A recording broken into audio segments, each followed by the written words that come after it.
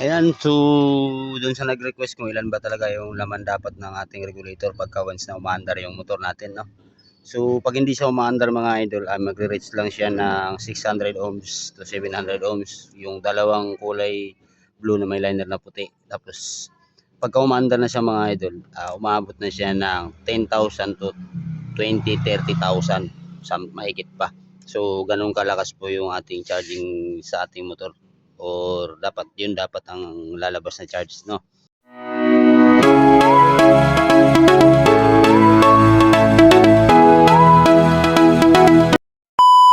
Yan, so paandarin natin ang motor.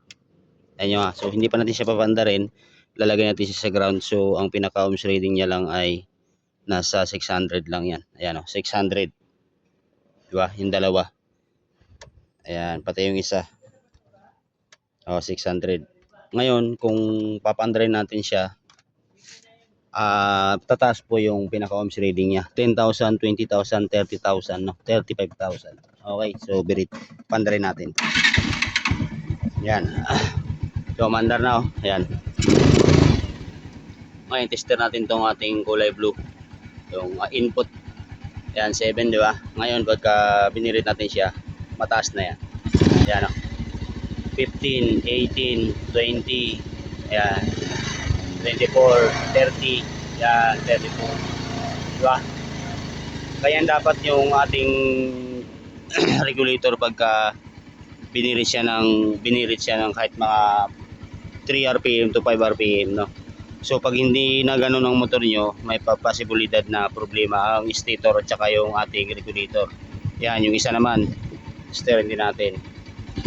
Yan nyo, 24,000, 29. Yan.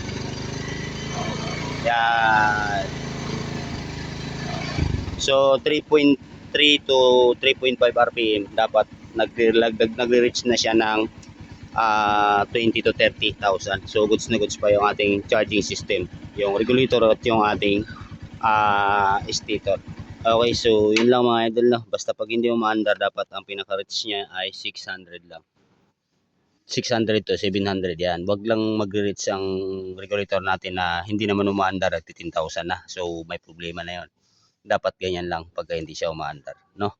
Ayan, 6,600 lang. Pero pag nag 10,000 yan, or 10,000 na pag tinester mo to na malamig ang makina, ay problema na yung ating charging system.